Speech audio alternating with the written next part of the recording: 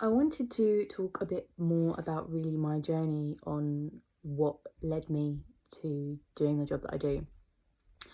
As a child, I would people watch with Papa, my granddad, and it's something that we still do till this day. And I remember when I can't remember, I was really, really young, and we used to just watch people and we used to look at them and we used to wonder what was going on in their life, if they looked happy, if they looked sad, if they was with others, how were they interacting, had they had an argument, do they look happy? And we would just analyze and just do a commentary really on people, and that just got me fascinated about human behavior, how people interact, how people manage things, how what's going on up here as kind of well as what they're doing. And I was young, so I didn't know really what it was that I wanted to do, but I knew I wanted to work with people. Um, and then when I got older, I lost one of my best friends who decided to take their own life. And then that really made me think that I want to work in mental health. I want to help people so they don't have to feel like they're going through anything alone. And that really pushed me even further. I was doing psychology at my A levels at the time, but it was something I was like, I need to do something. I had to, and I just kind of felt it was like a calling almost. And then I was able to go and do my undergrad in psychology and criminology.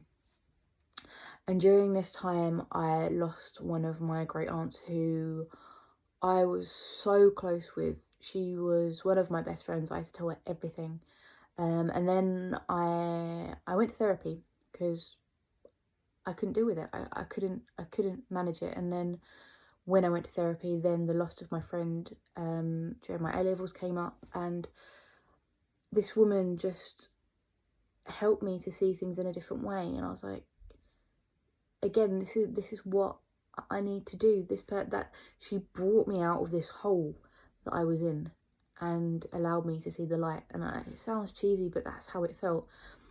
And then I was able to do my master's in forensic psychology, and I've always wanted to help people, but help people even more who are so stigmatized, so with mental health, but then with the forensic side, with the offending, I couldn't let these people be so stigmatized and just left alone. And then I worked in forensics. I worked in secure hospitals.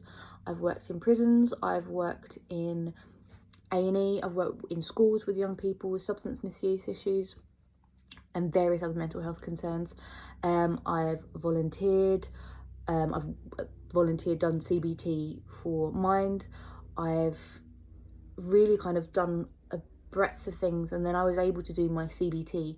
So I did my cognitive behavioural therapy masters, and from that then I could actually practice. I could actually help people, just me, just one-to-one. Obviously I was doing that before, and I was doing that while I was working on the wards, while I was working in the hospitals, but then I was able to actually do that. And then I wanted to become a psychologist. That was my goal. And I was fortunate enough to get onto a practitioner doctoral program. And then that took me 3 more years. And then I was able to become a forensic psychologist. And I am super proud of where I've come from. I've never been at the top of the class. I've always had to work really, really hard. As I've mentioned in my other videos, the stuff that I went through when I was younger.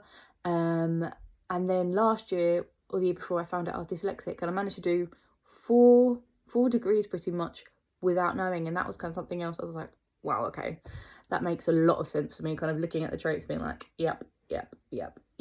And yeah, I suppose I want to show this because you can feel like things are really properly stacked against you, but if you are so determined, then you can do this. And my friend bought me this brilliant quote in a picture, and it said, she turned her can'ts into cans and her dreams into plans. And I was like, that's me. All the can'ts that people have said, or I've said to myself, I turn them into cans. All these dreams of wanting to help people, to reach out, to help anyone that I can, but really help those ones that are really stigmatized and shunted to the side of society. That was my dream, and I'm able now to put that into practice, working mental health, working in forensic psychology, working CBT, and having this platform to be able to share it to an even wider audience. So that was really kind of my process to get into where I am, and I just want to share it because I often speak to people who ask me about it. So I thought, let me do a video. So did my undergrad, did my master's in forensic psychology, then master's in cognitive behavioural therapy, and then my practitioner program in forensic psychology. And whilst I was doing that, I worked a lot, as I mentioned, all the different areas, all hours of the week, to get that practice in as well, in having that academic side, because you can't have one without the other. And now I'm where I am, and I'm super proud and super happy of my journey, and I'm not stopping now. Thought I'd share that with you.